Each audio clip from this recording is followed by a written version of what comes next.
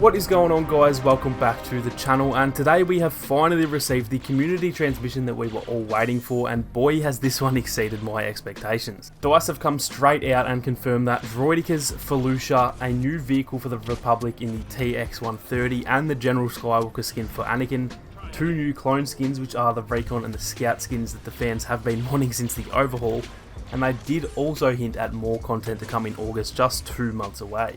So that is a lot to take in. I'm going to go through all of that for you guys as fast as I can, but I guess the hype was real for this CT, as honestly I was not expecting anything like this, and it does show a lot of promise for the future of the game.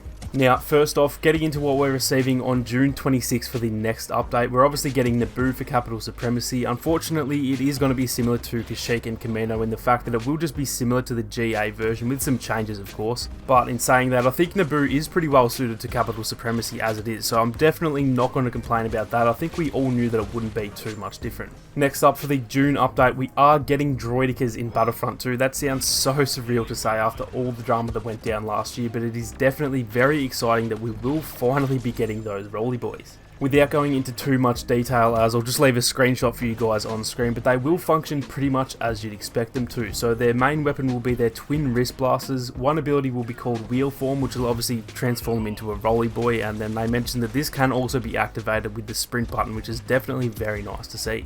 The next ability is called Overload, and this is pretty much exactly the same as the regular Overload abilities already in the game. As for their last ability, this of course will be their energy shield, and you will be able to shoot while the shield is activated, just like they do in the movies. Now, I'm going to try and show this GIF on screen for you guys, but GIFs sometimes don't work, so if not, there will be a link in the description where you can go and check out the CT, as it does have a GIF of the Droideka rolling and then taking its regular position. So that is obviously some very exciting news, and I cannot wait to get out there and test those Droidekas. Next up, they did also confirm we'll be getting the TX-130 for the Republic. Again, I'll try and show the GIF on screen, but if not, I'll just show a regular image, and these will pretty much just be the counter to the AAT on, I'm assuming, all the prequel maps except for Kamino, and most likely in GA as well. This is really good to hear, as we all know the AAT is pretty overpowered since it doesn't really have a counter in terms of vehicles, so this will definitely balance it out on maps like Geonosis or Kashyyyk.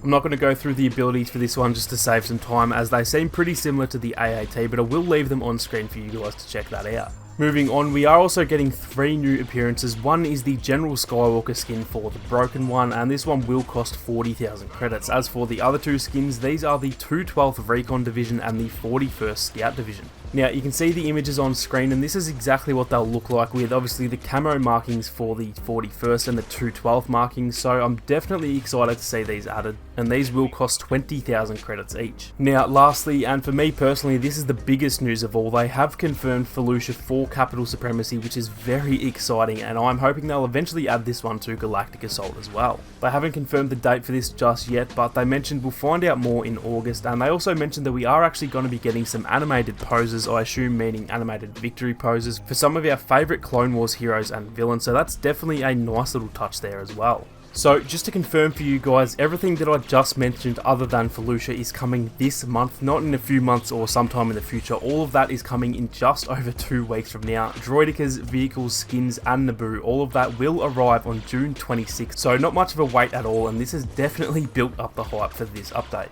One thing this gets me really excited for is that they are going to be continuing to make content for this game right now. I assume Felucia will be here in maybe August or September, judging by their comments, and so that leaves only 3 or 4 months until episode 9 comes out, so I do think we might get content for a little while longer, which is definitely very exciting, but again, that is all speculation, so make sure to take it with a grain of salt. So that is going to do it for this one, guys. I don't want to drag this one out, so definitely let me know down in the comments what you guys think. We are hopefully getting an updated roadmap soon as well, so I'll make sure to cover that if I do get a chance. Fallen Order gameplay releases almost exactly 24 hours from this video going live as well, so make sure to check back on the channel tomorrow as well, because I will be covering all the news from EA Play over the weekend. But like I said, guys, that is going to do it for me. Leave a like and comment down below if you are excited for the June update, and if you are new to the channel, then make sure to subscribe and turn on those notifications so you don't miss out on any more Battlefront 2 or Fallen Order news. Thank you all so much for watching. You guys have a great day, and I will catch you all in the next one.